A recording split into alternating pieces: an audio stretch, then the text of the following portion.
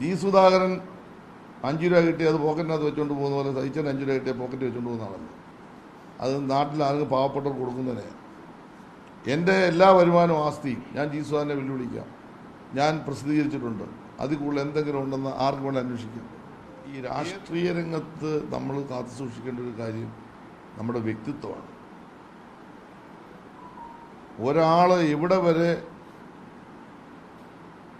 വ്യക്തിപരമായി തകരാമോ അതിൻ്റെ പാരമ്യത്തിലെത്തിയെന്നതാണ് ഈ സ്വാരത്തിൽ വെച്ച്. ഞങ്ങളാരും അദ്ദേഹത്തെ പറ്റി വ്യക്തിപരമായ ആക്ഷേപം ഉന്നയിച്ചിട്ടില്ല, ഉദ്ദേശിക്കുന്നുമില്ല. നമ്മളൊരു പ്രസ്ഥാനത്തിൻ്റെ ഭാഗമായി നിൽക്കുമ്പോൾ ആ പ്രസ്ഥാനത്തിനകത്ത്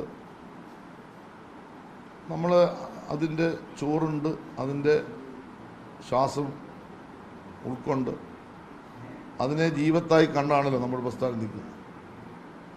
സാധാരണ ഒരു പ്രസ്ഥാനം വിട്ടുപോയി, ഇപ്പോൾ MVR അല്ലെങ്കിൽ ഗൗരിയമ്മയൊക്കെ വിട്ടുപോയല്ലോ, ഒരു CPM അങ്ങനെ ആക്രമിച്ചിട്ടില്ല.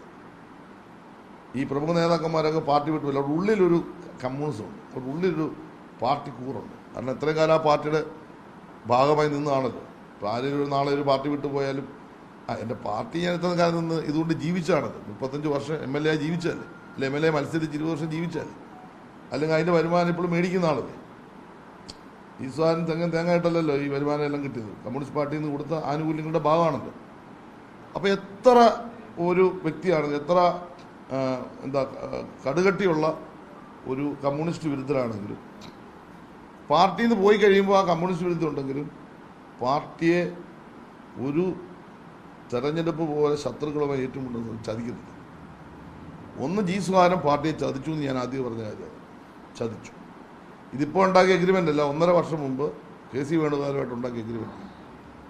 കാരണം 24 മണിക്കൂർ കൊണ്ട് ജി സുധാകരൻ വലതുപക്ഷമായി. CPM സീറ്റ് കിട്ടില്ല എന്ന് മനസ്സിലാക്കി കഴിഞ്ഞപ്പോൾ 24 മണിക്കൂർ കൊണ്ട് വലതുപക്ഷമായി.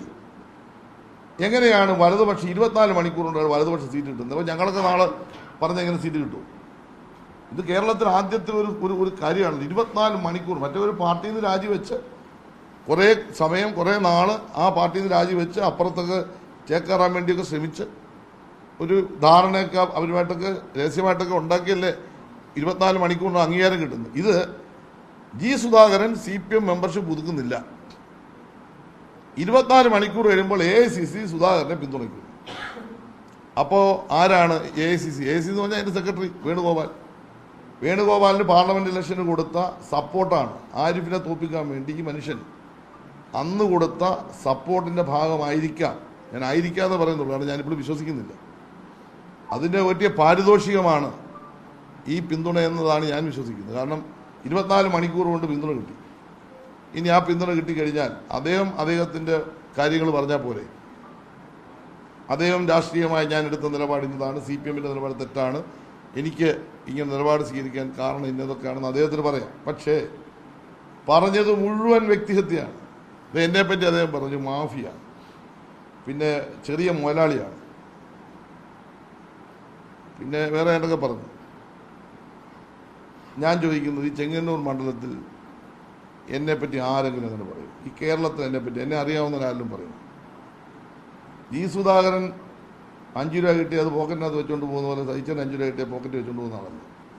അത് നാട്ടിൽ ആരെങ്കിലും പാവപ്പെട്ടവർ കൊടുക്കുന്നതിനെ എൻ്റെ എല്ലാ വരുമാനവും ആസ്തിയും ഞാൻ ജി സുധാകരനെ വെല്ലുവിളിക്കാം.